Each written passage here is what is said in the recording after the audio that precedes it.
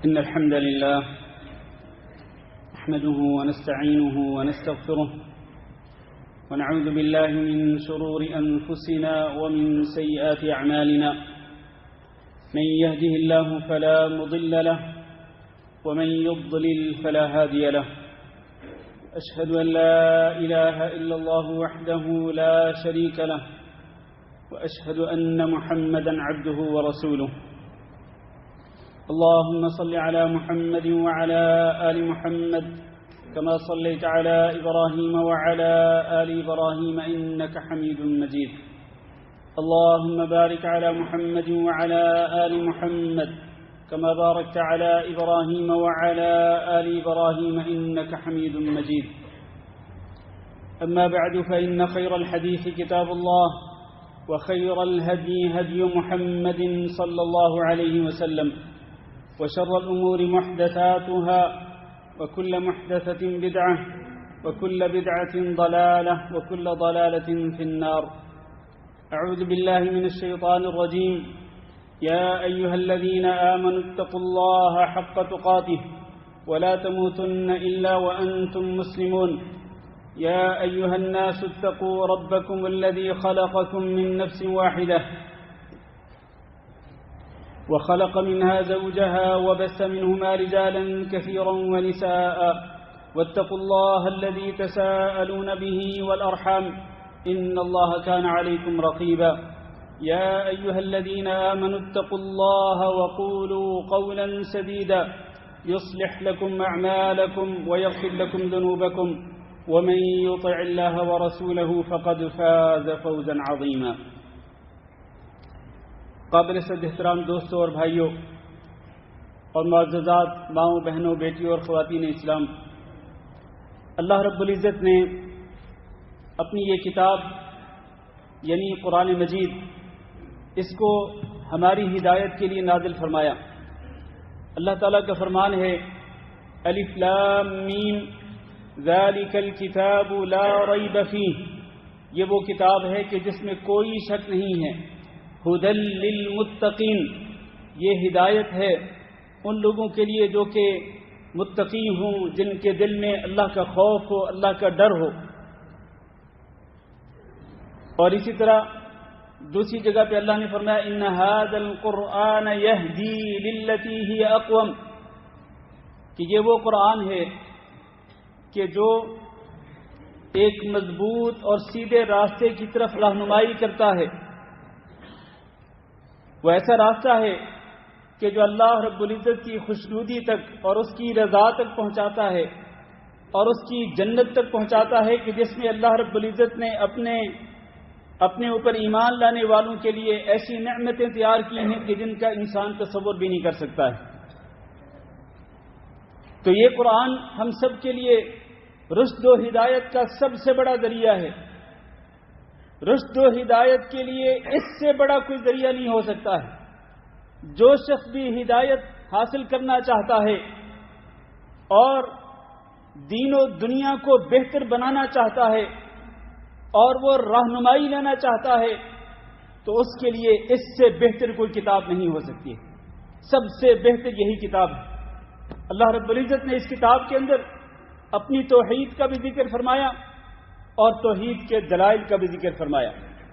اللہ رب العزت نے اس میں انسان کو زندگی گزارنے کا سلیقہ بتلایا ہے کہ انسان، تو کچھ بھی نہیں تھا، اللہ نے تجھے پیدا کیا اور اللہ نے تجھے رزق دیا، اللہ نے تیرے اوپر انعامات کی بارش کی.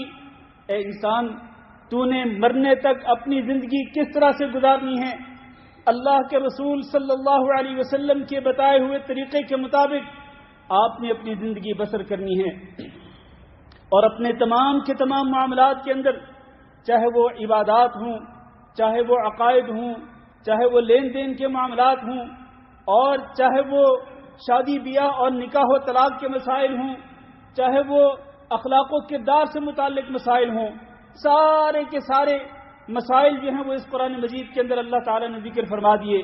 تو اللہ تعالیٰ نے انسان کو دعوت دی ہے کہ اس قرآن مجید کو پڑھو اور اس قرآن مجید کو اپنے دلوں کے اندر اتارو، اس کا ترجمہ پڑھو، اس کی تفسیر کا مطالعہ کرو، اور اللہ نے جو تعلیمات دی ہیں ان پہ عمل کرو۔ میرے بھائیوں، آج ہمارے خطبہ جمعہ کا موضوع اسی قرآن مجید کی ایک آیت ہے، صرف ایک آیت، اور وہ آیت وہ ہے کہ جو اس قرآن مجید میں سب سے بڑی آیت ہے، حجم کے اعتبار سے نہیں بلکہ عظمت کے اعتبار سے۔ حجم کے اعتبار سے یا آیات اور حروف اور الفاظ کے اعتبار سے تو سب سے بڑی آیت جو ہے وہ سورۃ البقرہ کے اندر آیت ہے جس کو آیت المداینہ کہا جاتا ہے۔ یا ایھا الذین آمنوا اذا تداینتم بدین، یہ پورے صفحے کی ایک آیت ہے، لیکن میں اس کی بات نہیں کر رہا، میں اس سب سے بڑی آیت کی بات کر رہا ہوں جو اپنے معانی کے اعتبار سے اور اپنے مفاہیم کے اعتبار سے سب سے بڑی آیت ہے اور عظمت کے اعتبار سے سب سے زیادہ عظمت والی آیت ہے۔ نبی کریم صلی اللہ علیہ وسلم نے ابی بن کعب رضی اللہ تعالیٰ عنہ سے پوچھا، ایت آیت اعظم فی کتاب اللہ، اللہ کی اس کتاب کے اندر سب سے زیادہ عظمت والی آیت کون سی ہے؟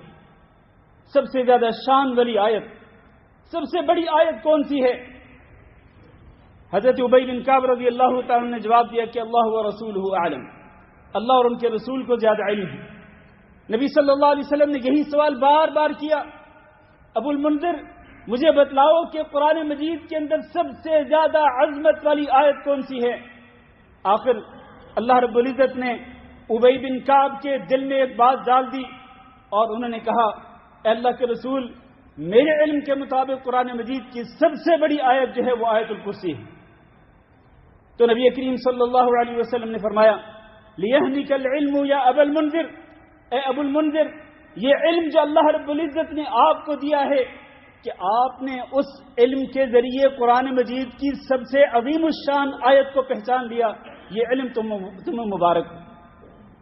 اور اس کے بعد رسول اکرم صلی اللہ علیہ وسلم نے فرمایا، والذی نفسی بیدہ، بات توجہ سے سنیے گا، حدیث صحیح مسلم کے اندر موجود ہے، فرمایا والذی نفسی بیدہ، اس ذات کی قسم جس کے ہاتھ میں میری جان ہے، ان لہا لسان وشفتین، اس آیت الکرسی کی ایک زبان ہے اور اس کے دو ہونٹ ہیں، تقدس الملک عند ساق العرش، یہ آیت عرش باری تعالی کے ایک پائے کے پاس اللہ رب العزت جو کہ بادشاہوں کا بادشاہ ہے اس کی تقدیس اور اس کی پاکیزگی بیان کرتی ہے۔ یہ آیت اپنی زبان اور اپنی ہونٹوں کے ساتھ کس کی تقدیس اور کس کی پاکیزگی بیان کرتی ہے؟ الملک جو کہ بادشاہوں کا بادشاہ ہے، اور اس کے عرش کے ایک پائے کے پاس یہ آیت بھی اللہ رب العزت کی تقدیس بیان کرتی ہے۔ میرے بھائیوں، آئیے ذرا اس آیت کے معانی کے اندر غور کرتے ہیں اور اس آیت کے معانی کے اندر دیکھتے ہیں کہ اللہ رب العزت نے کتنے بڑے معانی ذکر فرمائے ہیں اور کتنی بڑی بڑی باتیں اللہ نے ذکر فرمائی کہ جن کی وجہ سے یہ آیت جو ہے یہ قرآن مجید کی سب سے عظیم ترین آیت ہے۔ اللہ تعالیٰ نے اس آیت کے اندر ایک دعویٰ ذکر فرمایا، شروع میں ہی اللہ نے ایک دعویٰ کیا ہے اور پھر اس دعوے کو ثابت کرنے کے لیے اللہ تعالیٰ نے 11 دلیلیں ذکر کی ہیں۔ جس طرح آپ کسی عدالت کے اندر، کورٹ کے اندر کوئی کیس کرتے ہیں، آپ ایک دعویٰ کرتے ہیں کہ یہ پراپرٹی میری ہے، یا یہ گھر میرا ہے، یہ گاڑی میری ہے، یہ فلاں چیز میری ہے، آپ ایک دعویٰ دائر کرتے ہیں کورٹ کے اندر۔ کورٹ آپ سے مطالبہ کرتی ہے کہ دلائل پیش کریں، پھر آپ کو دلائل دینے پڑتے ہیں اپنے اس دعوے کو ثابت کرنے کے لیے۔ اگر آپ دلائل دیں گے کورٹ آپ کے حق میں فیصلہ کرے گی، اگر آپ اپنے دعوے کو ثابت کرنے کے لیے دلائل پیش نہیں کر سکتے تو کورٹ یہی کہے گی کہ یہ جو دعویٰ ہے آپ کا یہ جھوٹا دعویٰ ہے۔ اللہ رب العزت تو اپنے کلام میں سچا ہے، اللہ تعالیٰ سچا ہے اور سچائی بولنے کا اللہ تعالیٰ حکم دیتا ہے۔ فرمایا سب سے پہلے اللہ کا دعویٰ کیا ہے؟ فرمایا اللہ لا الہ الا ہو، یہ اللہ کا دعویٰ ہے کہ اللہ وہ ہے کہ جس کے علاوہ کوئی معبود برحق نہیں۔ اللہ لا الہ الا ہو، اللہ ہی اکیلا معبود برحق ہے، یہ اللہ کا دعویٰ ہے، جس کا مطلب یہ ہے کہ ساری کی ساری عبادات کا مستحق اللہ رب العزت ہی ہے اور اللہ کے سوا کوئی معبود نہیں۔ اللہ کے سوا جتنے بھی معبود ہیں جن کو چاہے کوئی کہنے والے لوگ داتا کہیں، کہنے والے لوگ غوث کہیں، کہنے والے لوگ اس کو غریب نواز کہیں، کہنے والے لوگ اس کو بگڑی بنانے والا کہیں، کہنے والے لوگ اس کو حاجت روا مشکل کشا کہیں، کوئی بھی عبادت کے لائق نہیں ہے۔ عبادت کے لائق اگر ہے تو وہ صرف اور صرف اللہ رب العزت ہے۔ یہ دعویٰ ہے اللہ رب العزت کا۔ آئیے پھر اللہ رب العزت نے اپنے اس دعوے کو ثابت کرنے کے لیے جو 11 دلائل ذکر کیے ہیں ان میں سے پہلی دلیل فرمایا اللہ لا الہ الا ہو الحی، یہ پہلی دلیل ہے اس دعوے کو ثابت کرنے کے لیے پہلی دلیل۔ اور اس کا معنی کیا ہے؟ معنی یہ ہے کہ اللہ رب العزت ہمیشہ سے زندہ ہے اور وہ ہمیشہ زندہ رہے گا۔ اس پر پہلے کبھی موت نہیں آئی اور آئندہ بھی اس پر کبھی موت نہیں آئے گی، بلکہ زندگی اور موت اسی کے ہاتھ میں ہے۔ وہ جس کو چاہتا ہے زندہ کرتا ہے، وہ جس کو چاہتا ہے مارتا ہے۔ یحیی و یمیت، یہ اسی کا تخصص ہے۔ یہ اللہ رب العزت کی خصوصیت ہے کہ اس نے زندگی اور موت اپنے ہاتھ میں رکھی ہے۔ لوگ چاہے وہ کسی بھی قسم کے دعوے کرتے ہوں کہ فلاں بھی زندہ کر سکتا ہے، فلاں بھی مار سکتا ہے، نہیں، وہ دعوے جھوٹے ہیں۔ سچا دعویٰ یہ ہے کہ اللہ ہی اکیلا ہمیشہ سے زندہ ہے اور وہ ہمیشہ زندہ رہے گا، اور اللہ زندہ بھی کرتا ہے، وہ مارتا بھی ہے۔ یہ اختیار صرف اور صرف اللہ رب العزت کے پاس ہے۔ اللہ نے فرمایا هو الحی لا الہ الا ہو، یہ دوسری آیت کے اندر کہ اللہ ہی اکیلا زندہ ہے، زندہ کرنے والا ہے، اس کے سوا کوئی معبود برحق نہیں۔ جہاں تک انسانوں کا تعلق ہے تو انسان پہلے مردہ تھے۔ اللہ نے فرمایا کیف تکفرون باللہ وکنتم امواتا فاحیاکم، تم اللہ کا انکار کیسے کر سکتے ہو جبکہ تم پہلے مردہ تھے، پھر اللہ نے تمہیں زندہ کیا، پھر اللہ تمہیں مارے گا، پھر اللہ تعالیٰ تمہیں زندہ کرے گا۔ اس اللہ کا انکار کیسے کر سکتے ہو؟ اس کا مطلب یہ ہے کہ انسان اپنی پیدائش سے پہلے مردہ ہوتا ہے، پھر اللہ اس کو زندہ کرتا ہے۔ اور پھر اسی طرح اللہ تعالیٰ نے ارشاد فرمایا یہ جن کو لوگ پکارتے ہیں، جن کو حاجت روا اور مشکل کشا تصور کرتے ہیں، جن کو نفع نقصان کا مالک سمجھتے ہیں، اللہ نے ان کے بارے میں ارشاد فرمایا والذین تدعون من دون اللہ، فرمایا کہ اموات غیر احیاء، جن کو تم اللہ کے سوا پکارتے ہو، لا یخلقون شیئا وهم یخلقون، اموات غیر احیاء، وہ تو مردہ ہیں، وہ تو زندہ نہیں ہیں۔ تو جو مردے ہیں اپنی قبروں کے اندر مردہ پڑے ہوئے ہیں، جو زندہ نہیں ہیں، تم ان کو کس طرح پکارتے ہو؟ ان کے اندر زندگی نہیں ہے، تم کس طرح ان کو پکارتے ہو؟ تو میرے بھائیوں، یہ پہلی دلیل ہے اللہ رب العزت کی کہ اللہ ہی اکیلا معبود برحق ہے۔ اس کی پہلی دلیل کہ وہ ہمیشہ سے زندہ ہے اور وہ ہمیشہ زندہ رہے گا، اس پر کوئی موت نہیں آئے گی۔ دوسری دلیل اللہ نے فرمایا الحی القیوم، القیوم یہ اللہ رب العزت کا اسم گرامی ہے۔ اس کا معنی کیا ہے کہ اللہ رب العزت خود قائم ہے اور وہ پوری کائنات کو قائم رکھنے والا ہے۔ بذات خود وہ قائم ہے، اس کو کوئی سہارے کی ضرورت نہیں، اللہ خود قائم ہے اور پوری مخلوق کو اس نے قائم کر رکھا ہے۔ اللہ رب العزت کی یہ جو بڑی بڑی مخلوقات ہیں، ساتوں آسمان اور یہ زمین اور باقی یہ پہاڑ اور یہ درخت اور یہ ساری کائنات جو ہے، یہ اللہ کے حکم کے ساتھ، اللہ کے امر کے ساتھ قائم ہے۔ ورنہ اللہ کا امر نہ ہوتا تو آج یہ کائنات بھی نہ ہوتی، یہ مخلوقات باقی نہ ہوتی۔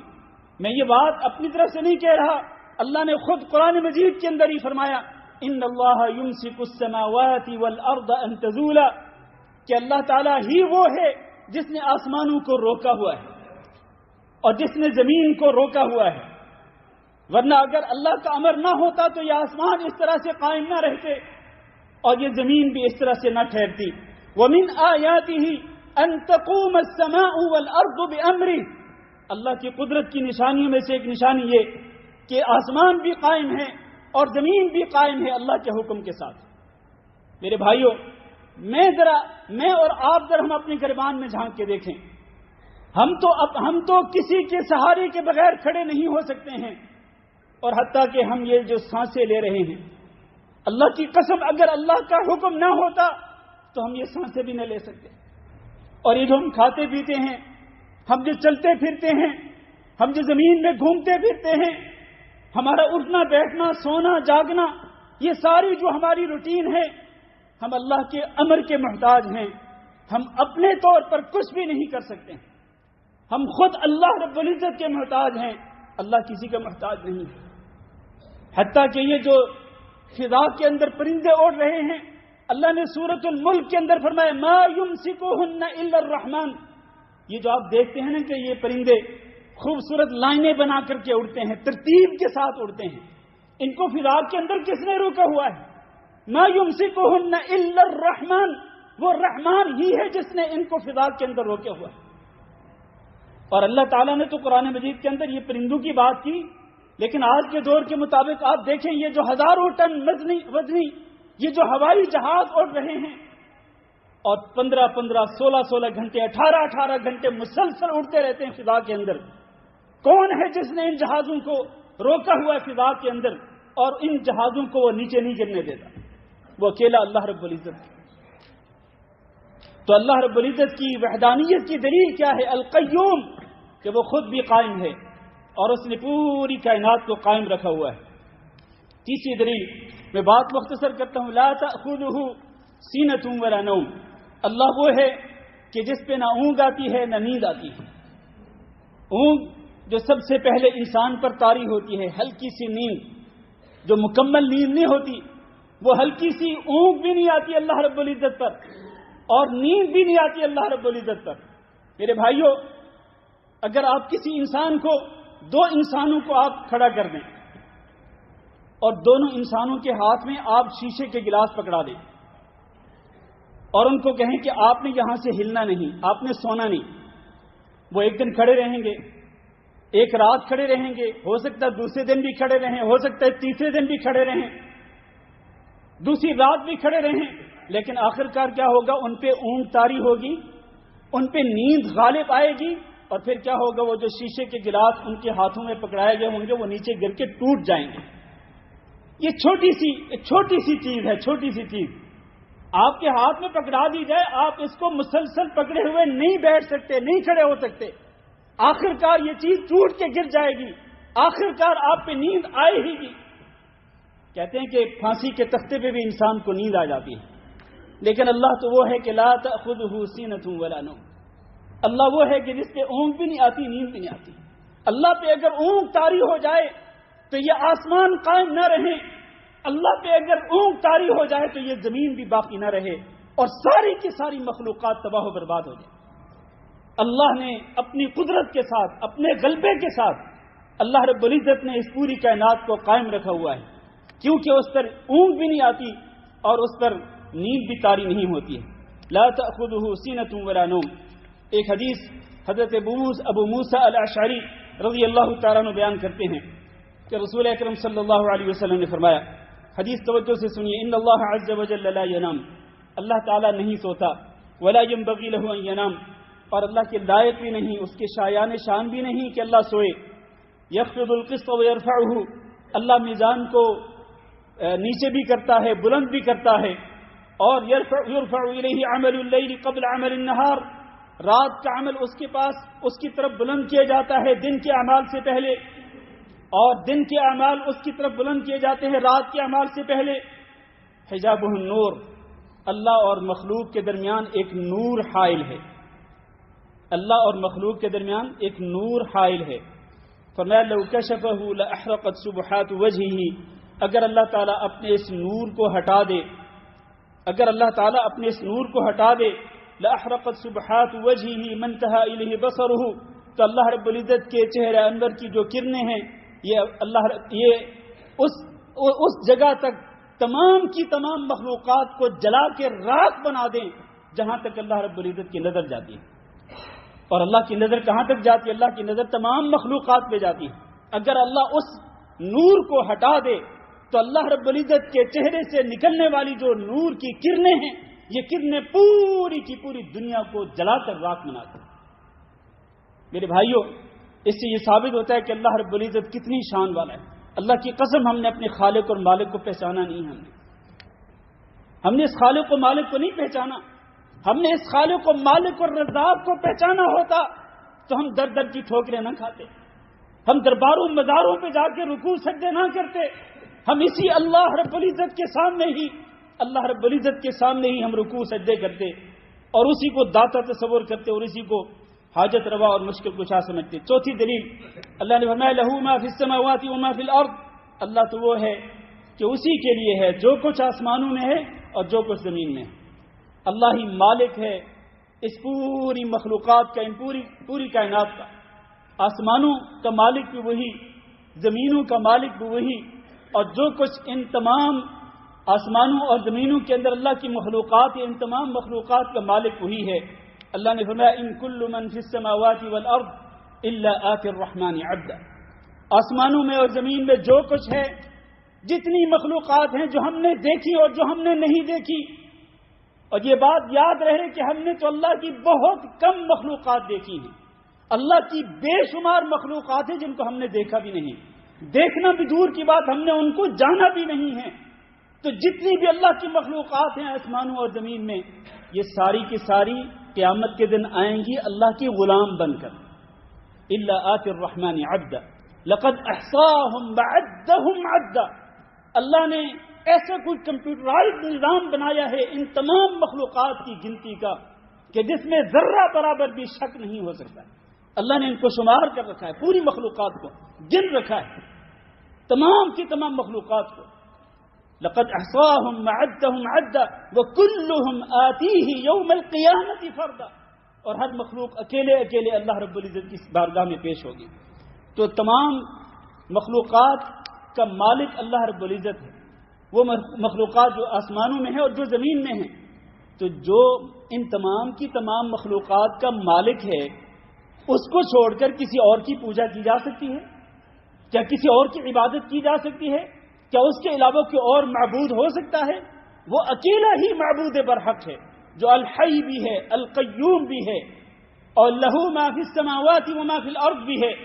اور پھر پانچویں دلیل، اللہ رب العزت نے ارشاد فرمایا، میں بات مختصر کر رہا ہوں، من ذا الذی یشفع عنده الا باذنہ، کون ہے کہ جو اس کے پاس شفاعت کرنے کی جرأت کر سکے، الا باذنہ، سوائے اس کے اذن کے اور سوائے اس کی اجازت کے۔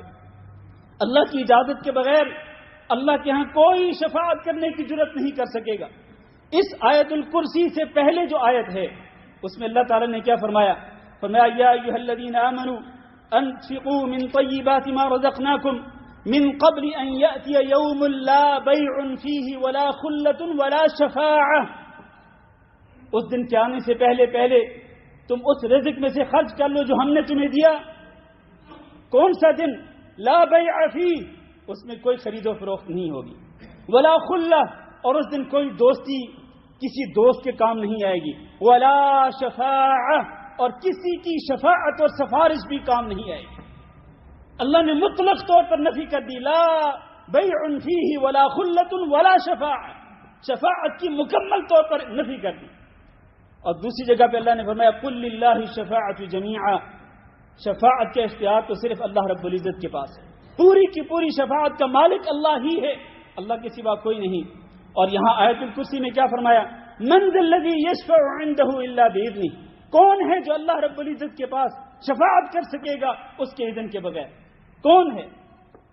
اور وہ لوگ جو یہ سمجھتے ہیں کہ ہمارے بزرگ اور ہمارے پیر، ہمارے مرشد اللہ رب العزت کی بارگاہ میں جا کے بیٹھ جائیں گے، اور کیسے بیٹھیں گے؟ اڑ کے بیٹھ جائیں گے، وہ اٹھنے کا نام ہی نہیں لیں گے جب تک وہ اپنے مریدوں کی بخشش نہیں کروا لیں گے، جب تک وہ اپنے مریدوں کو جنت میں نہیں بھیج دیں گے، جب تک وہ اپنے مریدوں کو جہنم سے نہیں بچا لیں گے، اس وقت تک وہ اڑ کے بیٹھے رہیں گے۔ اور اللہ تعالیٰ کیا فرما رہے ہیں؟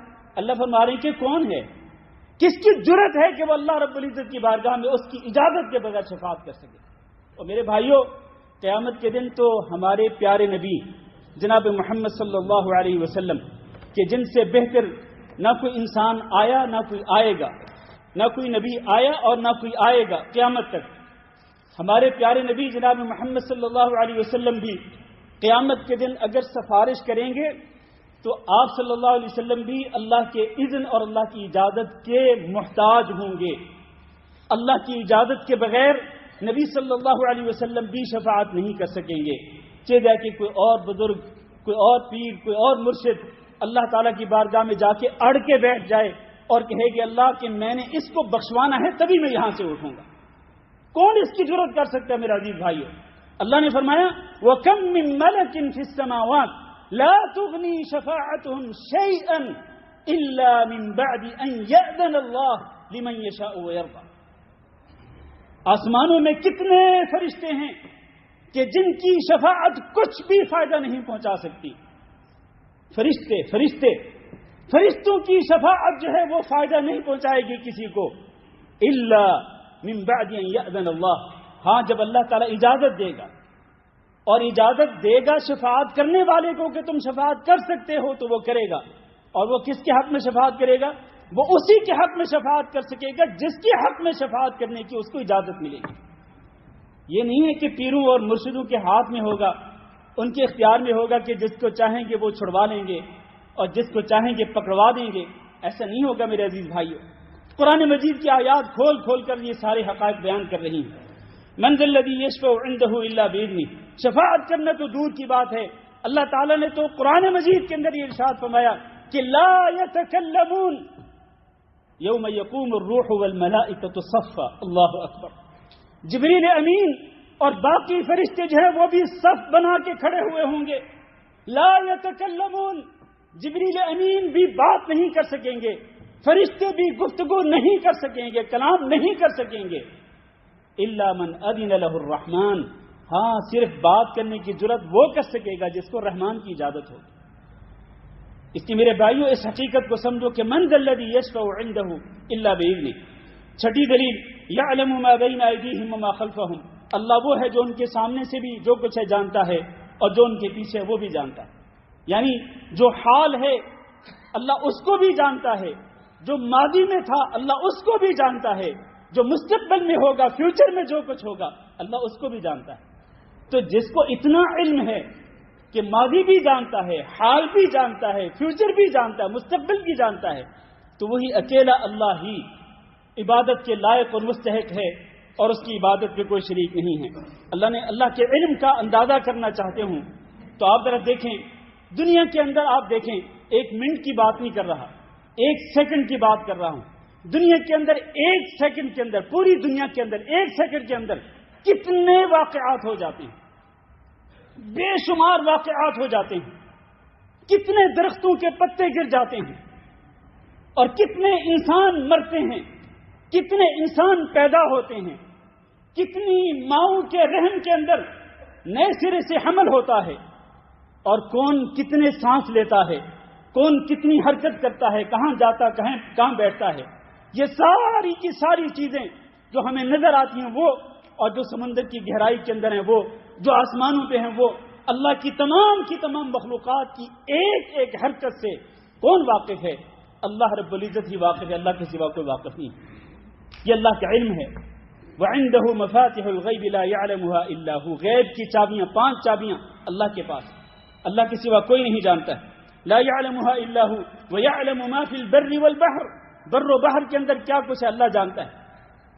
وما تسقط من ورقة الا يعلمها، اور کوئی درخت کا پتا گرتا ہے تو اللہ رب العزت کے علم کے مطابق اللہ اس کو بھی جانتا ہے۔ ولا رطب ولا یابس الا فی کتاب مبین، کوئی تر چیز ہو کوئی خشک چیز ہو وہ ساری کی ساری اللہ کی کتاب کے اندر لکھی ہوئی ہے۔ تو وہ اللہ جس کا علم اتنا زیادہ ہے، کیا اس کے سوا بھی کوئی معبود ہو سکتا ہے؟ اس سے پھر اگلی دلیل کیا ہے؟ فرمایا اتنا زیادہ علم رکھنے والی جو ذات ہے، فرمایا ولا یحیطون بشیء من علمه الا بما شاء، یہ جو اللہ کے بندے ہیں، اللہ کی مخلوقات ہیں، کوئی بھی اللہ کے علم میں سے کسی بھی چیز کا احاطہ نہیں کر سکتے الا بما شاء، ہاں مجھے اور آپ کو اور باقی جو اللہ کے بندے اللہ کی مخلوقات ہیں ان کو جو علم آئے گا وہ اتنا ہی آئے گا جتنا اللہ تعالیٰ چاہے گا۔ اللہ رب العزت کا علم کتنا زیادہ ہے، اس کے علم میں سے وہ علم جو مجھے اور آپ کو اور باقی لوگوں کو ہے وہ تو بہت ہی کم ہے، ہم اس کا شمار بھی نہیں کر سکتے ہیں۔ اللہ کا علم جو ہے وہ کتنا زیادہ ہے اور ہمارا علم کتنا ہے ہم اس کا اندازہ بھی نہیں کر سکتے اللہ کے علم کے مقابلے میں۔ اسی لیے فرشتوں نے بھی یہی کہا تھا سبحانک لا علم لنا الا ما علمتنا، فرشتوں نے کہا تھا کہ ہمیں بھی کوئی علم نہیں ہے ہمیں بھی صرف وہ علم ہے کہ جتنا اللہ تو نے ہمیں سکھلایا ہے۔ اس لیے یہ حقیقت ہے میرے عزیز بھائیوں، انبیاء علیہم السلام کو بھی غیب کا علم نہیں ہوتا ہے۔ یہ جو لوگ دعویٰ کرتے ہیں کہ نبیوں کو بھی غیب کا علم ہوتا ہے، جبکہ اللہ تعالیٰ نے قرآن مجید کے اندر فرمایا قُلْ لَا يَعْلَمُ مَنْ فِي السَّمَاوَاتِ وَالْأَرْضِ الْغَيْبَ إِلَّا اللَّهُ، آسمانوں میں اور زمین میں غیب کو کوئی نہیں جانتا سوائے اللہ تعالیٰ۔ یہ اللہ تعالیٰ کا کلام ہے، یہ عالم الغیب فلا یظہر علی غیبہ احدا۔ میرے بھائیوں، اللہ رب العزت کا علم جو ہے وہ بے انتہا ہے، اس کی کوئی انتہا ہی نہیں ہے، اور اس کے علم میں سے تھوڑا سا علم، اس کی مقدار کتنی ہے وہ ہم کچھ بھی بیان نہیں کر سکتے ہیں۔ حضرت موسیٰ علیہ السلام اور حضرت خضر علیہ السلام جب سمندر کے کنارے پہ تھے تو خضر علیہ السلام نے دیکھا کہ ایک پرندے نے سمندر کے اندر چونچ ماری اور پھر اس نے اپنی چونچ باہر نکالی۔ تو خضر علیہ السلام نے موسیٰ علیہ السلام کو کہا تھا کہ موسیٰ، یہ جو آپ نے دیکھا نا کہ پرندے نے سمندر کے اندر چونچ ماری اور پھر چونچ باہر نکال لی، تو آپ کیا سمجھتے ہیں کہ سمندر کے اندر کتنی کمی واقع ہوئی ہوگی؟ تو موسیٰ علیہ السلام نے کہا کہ نہیں، کچھ بھی کمی واقع نہیں ہوئی، چونچ اور ادھر سمندر، کچھ بھی کوئی اس کے اندر کوئی مناسبت نہیں ہے۔ تو خضر علیہ السلام نے کہا یہی مثال میرے اور اللہ کے علم کی ہے، مجھے جو علم اللہ تعالیٰ نے دیا ہے وہ اتنا ہی ہے جتنا یہ پرندے کی چونچ کے اندر پانی آیا، اور اللہ کا علم کتنا ہے؟ اللہ کا علم اتنا ہے جتنا یہ سمندر کا پانی ہے۔ یہ مثال ہے علم کی میرے بھائیوں، اس لیے لا یحیطون بشیء من علمہ الا بما شاء، یہ 7ویں دلیل ہے اللہ رب العزت کی توحید کی۔ انشاءاللہ باقی بات بعد میں کرتے ہیں، اللہ تعالیٰ سے دعا کرتے ہیں کہ اللہ ہم سب کو اپنا کلام سمجھنے کی توفیق دے، اور اللہ ہمیں اس قرآن مجید کی جو سب سے عظیم ترین آیت ہے اس کے معانی کو اللہ تعالیٰ ہمیں اپنے دل کے اندر اتارنے کی توفیق دے۔ استغفر اللہ لی ولکم ولسائر المسلمین فاستغفروہ انہ هو الغفور الرحیم۔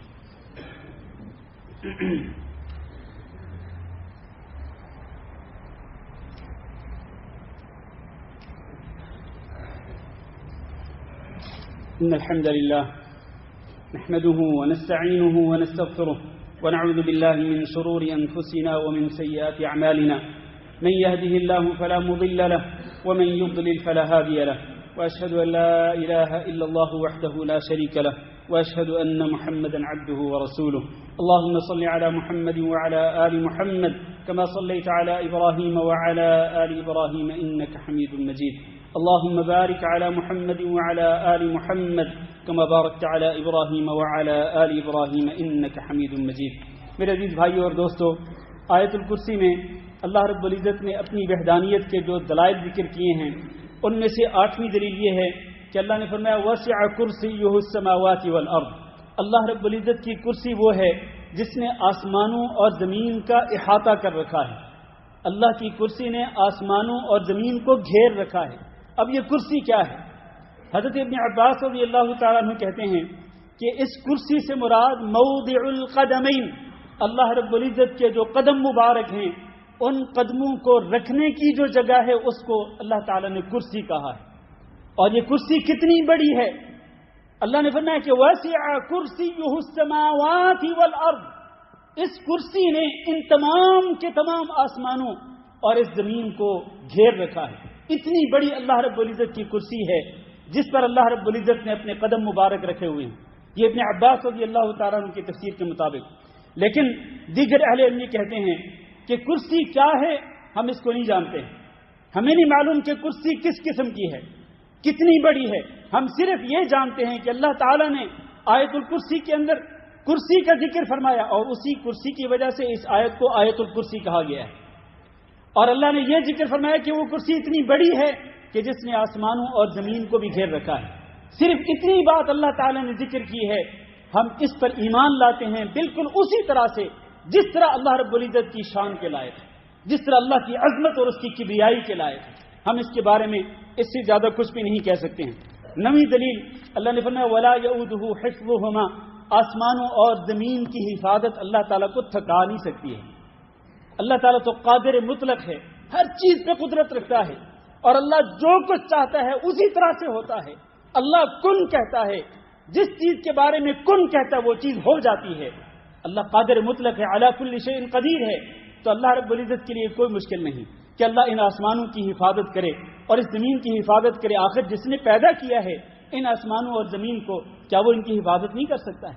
لا یؤودہ حفظہما، تو جو اللہ آسمانوں اور زمین جیسی بڑی بڑی مخلوقات کو پیدا کرنے کے بعد ان کی حفاظت بھی کر سکتا ہے، اور ان کی حفاظت اللہ کو تھکا بھی نہیں سکتی ہے، وہی اللہ اکیلا ہی معبود برحق ہے، اس کی عبادت میں اس کا کوئی بھی شریک نہیں ہے۔ اور 10ویں دلیل وَهُوَ الْعَلِيُّ الْعَظِيمُ، العلی، یہ 10ویں دلیل ہے کہ اللہ رب العزت بہت ہی بلند و بالا ہے۔ اللہ رب العزت بلند و بالا ہے۔ کتنا بلند و بالا ہے؟ اس پوری مخلوقات کے اوپر جو سب سے بڑی اللہ کی مخلوق ہے وہ ہے عرش۔ اللہ رب العزت اس عرش پہ مستوی ہے۔ اللہ نے قرآن مجید کے اندر کم از کم 8 مرتبہ اس حقیقت کا ذکر فرمایا، الرحمن علی العرش استوى، کہ رحمان مستوی ہے، بلند ہے۔ کہاں؟ اپنے عرش کے اوپر۔ اور عرش یہ ہے کہ اللہ رب العزت کی سب سے بڑی مخلوق ہے، اس سے بڑی مخلوق کوئی اور نہیں ہو سکتی۔ تو جو اللہ اپنی اس سب سے بڑی مخلوق کا خالق و مالک ہے، اپنے عرش کا مالک ہے اور اپنے عرش پر مستوی ہے اور بلند و بالا ہے، اس اللہ کی سوا بھی کوئی معبود ہو سکتا ہے؟ ہرگز نہیں۔ اللہ نے جو دعویٰ ذکر کیا کہ اللہ لا الہ الا ہو، اللہ اکیلا ہی معبود برحق ہے، اس کی دلیل یہ ہے کہ اللہ بلند و بالا ہے اور عرش کے اوپر مستوی ہے۔ العظیم، یہ 11ویں دلیل ہے اس دعوے کی کہ اللہ رب العزت بہت ہی عظمت والا ہے، بہت ہی بڑائی والا ہے۔ اس کی عظمت میں اور اس کی بڑائی میں اس کا کوئی شریک نہیں ہے۔ اللہ سے زیادہ عظمت والا، اللہ سے زیادہ شان رکھنے والا، اللہ سے زیادہ بڑائی رکھنے والا کوئی بھی نہیں۔ اللہ اکیلا ہی عظمت والا ہے اور بہت ہی عظیم شان والا ہے۔ میرے بھائیو، یہ وہ 11 دلائل ہیں آیت الکرسی کے اندر جو اللہ تعالیٰ نے اپنی توحید کے ذکر فرمائے ہیں۔ آخر میں بس 2 حدیثیں سن لیجئے۔ اس آیت الکرسی کی فضیلت کے بارے میں نبی کریم صلی اللہ علیہ وسلم نے فرمایا تھا کہ جب تم اپنے بستر پہ آؤ تو آیت الکرسی پڑھ لیا کرو، تو صبح ہونے تک ایک حفاظت کرنے والا تمہاری حفاظت کرتا رہے گا اور صبح ہونے تک شیطان تمہارے قریب نہیں آئے گا۔ حقیقت میں یہ بات خود شیطان نے حضرت ابو ہریرہ رضی اللہ تعالیٰ عنہ کو کہی تھی، اور ابو ہریرہ رضی اللہ تعالیٰ عنہ نے یہی بات نبی صلی اللہ علیہ وسلم کو بتلائی تو آپ صلی اللہ علیہ وسلم نے فرمایا تھا کہ صدقک وہو کذوب، شیطان نے بالکل سچ کہا ہے حالانکہ وہ بہت ہی جھوٹ بولنے والا ہے۔ تو اس کی یہ بات جو ہے، اس کو نبی صلی اللہ علیہ وسلم نے بھی اس کی تصدیق کی کہ بستر پر آنے کے بعد اگر تم آیت الکرسی کو پڑھ لو گے، صبح ہونے تک اللہ کی طرف سے ایک حفاظت کرنے والا فرشتہ آپ کی حفاظت بھی کرتا رہے گا اور شیطان بھی آپ کے قریب نہیں آ سکے گا۔ اور آخری حدیث نبی صلی اللہ علیہ وسلم نے فرمایا، من قرأ دبر كل صلاة مكتوبة آیت الکرسی لم يمنعه من دخول الجنة الا ان يموت، کہ جو شخص بھی ہر فرض نماز کے بعد آیت الکرسی کو پڑھ لے گا تو اس کو جنت میں جانے سے کوئی چیز نہیں روک سکتی ہے سوائے اس کی موت کے۔ اس کی موت آئے گی اور وہ سیدھا جنت میں داخل ہو جائے گا باذن اللہ تعالی۔ کیوں؟ اس لیے کہ یہ ہر فرض نماز کے بعد آیت الکرسی کو پڑھتا تھا اور آیت الکرسی کو پڑھ کر اس کے معانی کو اپنے دل میں اتارتا تھا اور اللہ رب العزت کی توحید کے اقرار کرتا تھا۔ یہ جو 11 دلائل میں نے ذکر کیے ہیں، ان دلائل کو وہ اپنے دل کے اندر اتارتا تھا اور اللہ کی عظمت اور اس کی کبریائی اور اس کی بڑائی اور اس کی توحید پر ایمان لاتا تھا۔ اللہ تعالیٰ سے دعا کرتے ہیں کہ اللہ ہم سب کو یہ آیت الکرسی کو بھی سمجھنے کی توفیق دے اور اللہ ہمیں اس کے مقتضیات پر عمل کرنے کی توفیق دے، اور اللہ تعالیٰ ہمیں پورے قرآن مجید کا نور نصیب فرمائے، اس کو سمجھنے کی توفیق دے اور اس پر عمل کرنے کی توفیق دے۔ اللهم اغفر لنا وللمؤمنين والمؤمنات وللمسلمين والمسلمات الأحياء منهم والأموات. اللهم إنا نسألك العفو والعافية والمعافاة الدائمة في الدنيا والآخرة. اللهم إنا نسألك رضاك والجنة ونعوذ بك من سخطك والنار. اللهم فرج هم المهمومين ونفس كرب المكروبين واقض الدين عن المدينين واشف مرضانا ومرضى المسلمين. اللهم آمنا في أوطاننا واجعل هذا البلد آمنا مطمئنا وسائر بلاد المسلمين. عباد الله، إن الله يأمر بالعدل والإحسان وإيتاء ذي القربى وينهى عن الفحشاء والمنكر والبغي يعظكم لعلكم تذكرون. سبحان ربك رب العزة عما يصفون وسلام على المرسلين والحمد لله رب العالمين.